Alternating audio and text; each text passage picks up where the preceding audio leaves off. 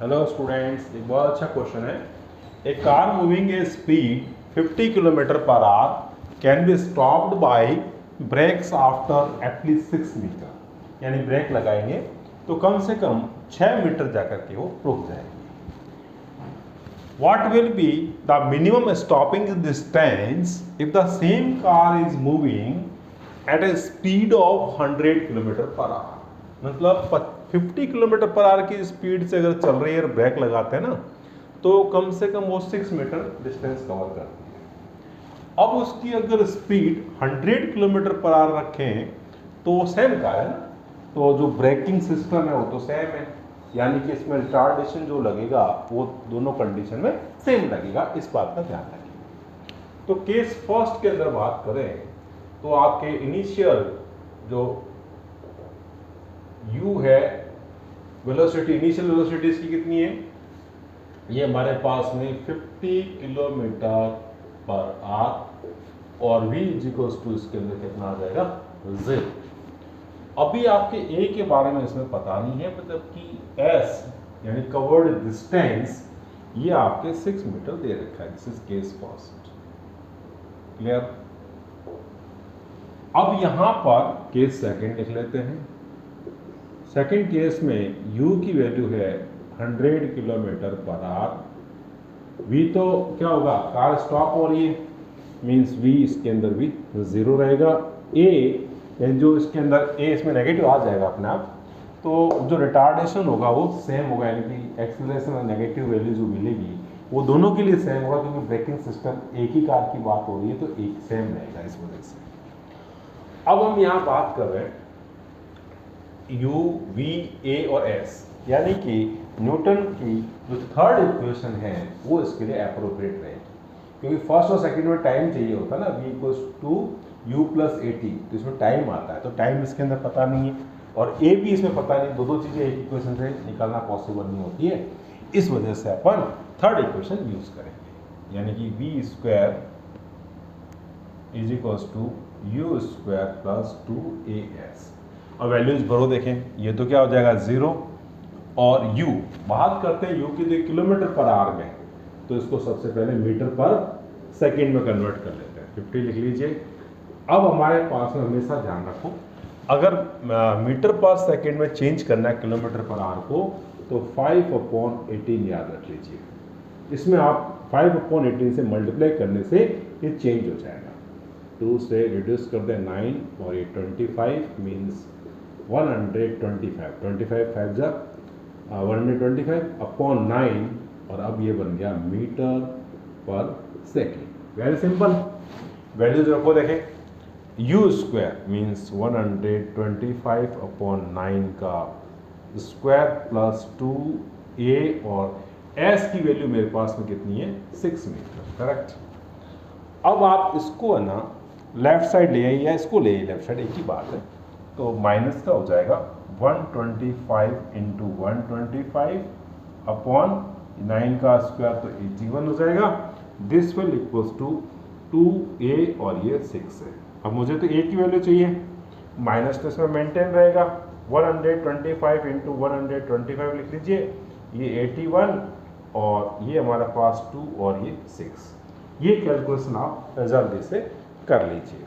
यह जो a की वैल्यू है ना, दोनों कंडीशन के अंदर सेम रहेगी। इसकी जो कैलकुलेशन करेंगे ना, तो a की जो वैल्यू आएगी वो माइनस में आएगी और अप्रॉक्सीमेटली माइनस का 16 मीटर पर सेकेंड स्क्वायर आ जाएगी। ठीक है भाई, एग्जैक्ट नहीं आएगी, अप्रॉक्सीमेटली आएगी।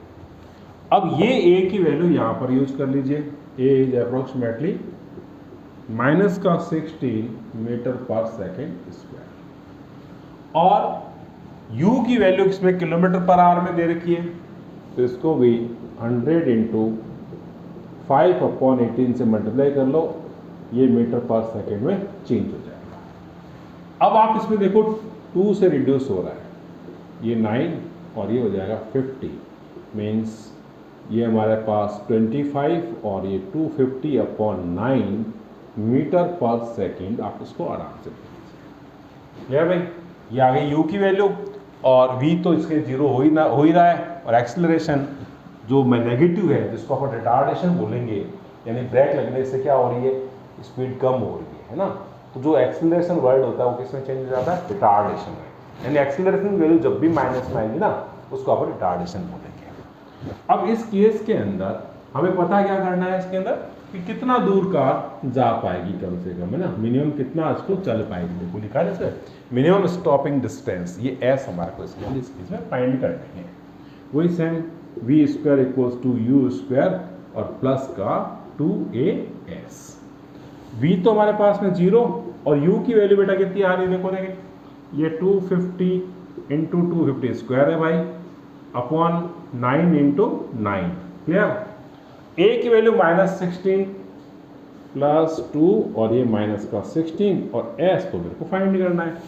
ये माइनस कहाँ आ जाता है, यहाँ पर प्लस माइनस माइनस हो जाएंगे, लगा दें और इसको लें लेफ्ट साइड के ऊपर, तो मेरे को क्या मिल जाएगा, ये तो हो गया 32 s is equals to 250 into 250 upon 9 जा कितना चल रहा है, 80।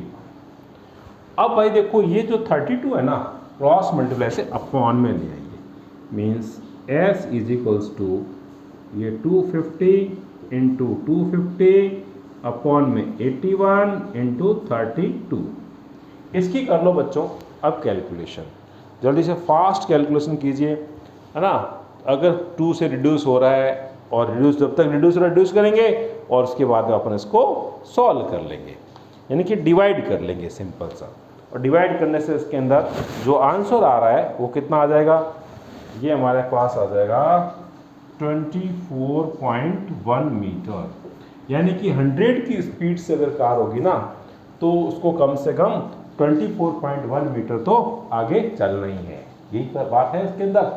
अगर 50 किलोमीटर पर आवर की स्पीड से अगर कार चल रही है तो कम से कम कितना उसको आगे चलना होता है, यानी कि कितनी देर बाद जाके रुकती है वो रुकती है 6 मीटर के बाद में। और अगर 100 किलोमीटर पर आवर की स्पीड से वो सेम कार चलेगी ना, सेम कार, क्योंकि उसका ब्रेकिंग सिस्टम सेम है, बाकी एवरीथिंग इज सेम, तो उस केस में उसको मिनिमम 24.1 मीटर चलना है। बहुत अच्छा क्वेश्चन है, केयरफुली कीजिए। और ऐसे क्वेश्चन को करने के लिए गिवन, टू फाइंड और फॉर्मूलाज तो क्या होता है, इसके व्हील्स होते हैं, व्हील्स ऑफ न्यूमेरिकल क्या होता है, फॉर्मूलाज। अच्छी तरह से याद कर लीजिए, लिस्ट बनाइए और उस लिस्ट को जहाँ पढ़ते हैं सामने की दीवार पर लगा दीजिए।